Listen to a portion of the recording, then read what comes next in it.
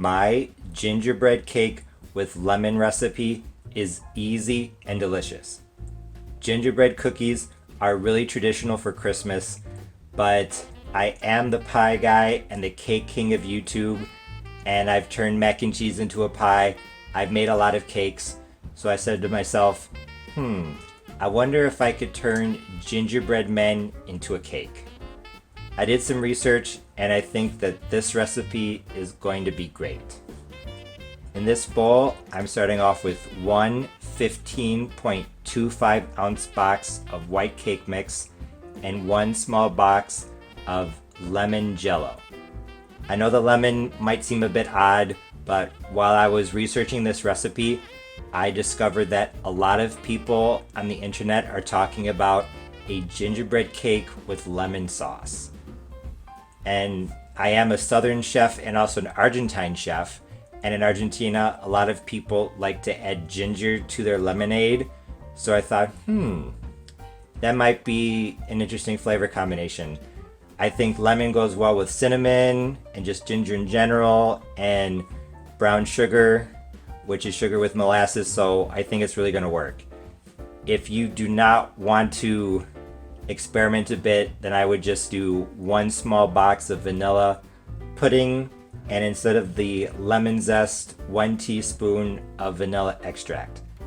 Honestly, I think it's one of those things where one isn't necessarily better than the other, lemon or vanilla. It's just that they're different. So whatever you want to do. Molasses is pretty important in gingerbread recipes. I am using robust molasses, which is a bit darker than some molasses versions that people like to use. So I am going to use up to a quarter cup. I think I'm going to start off with 2 tablespoons and we'll take it from there.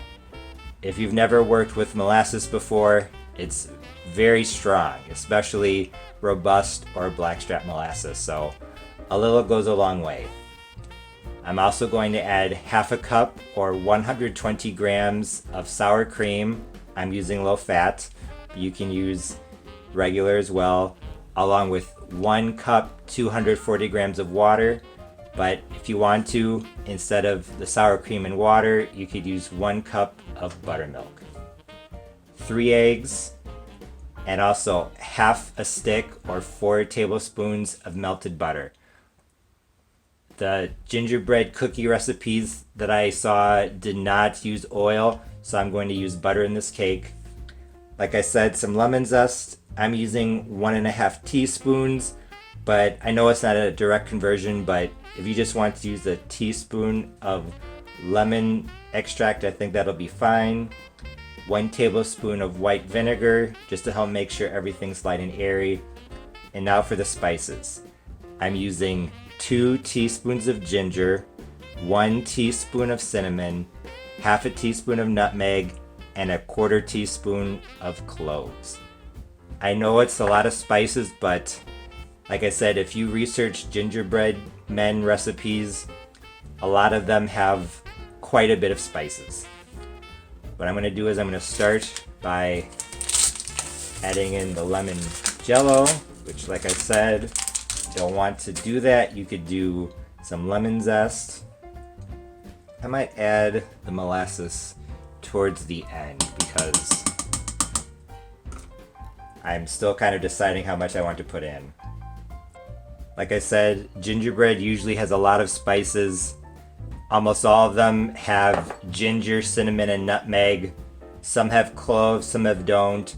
Some have allspice, some don't.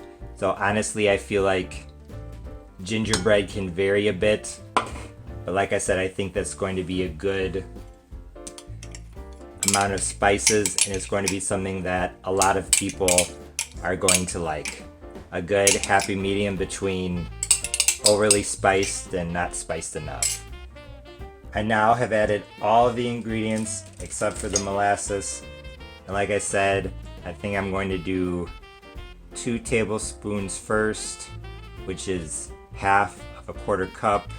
And then I'm going to take it from there.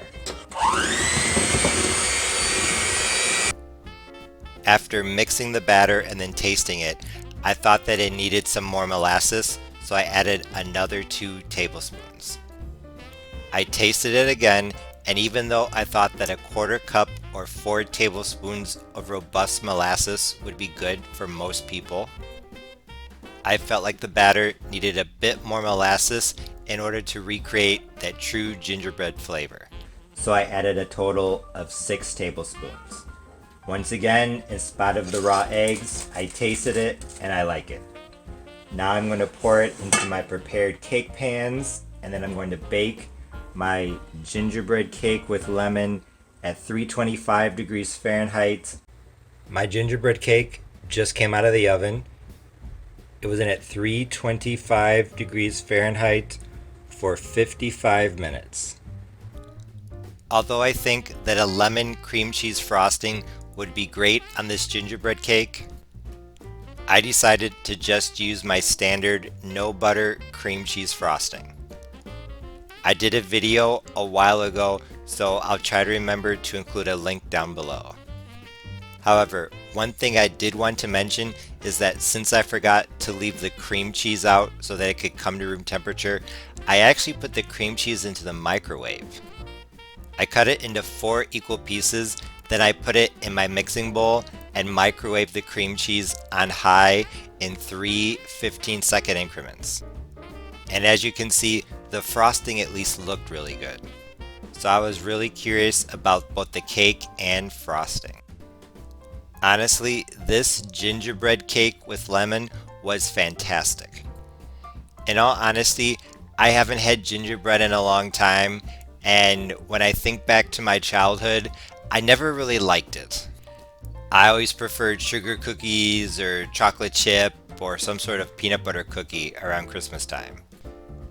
Gingerbread had such a strong flavor that I could only eat a couple cookies before growing tired of it. So even though I haven't had a gingerbread cookie in a really long time, I still think that this cake really did taste like gingerbread. The dominant flavors were the ginger and molasses. And even though I used a good amount of cinnamon and nutmeg, I felt like the flavor of the cloves came through a lot stronger than I was expecting. Although the lemon was definitely there in the background, it wasn't super strong. I noticed it because I knew it was in there and I was looking for it, but if you didn't know that this was a gingerbread cake with lemon, you might not pick up on the lemon. Or at least you might not be able to pinpoint exactly what that extra flavor was. Although maybe adding a teaspoon of lemon extract would have helped bring out the lemon flavor a bit more, the molasses and ginger are so strong in this cake that I think it would be difficult to add enough lemon to really make that flavor stand out.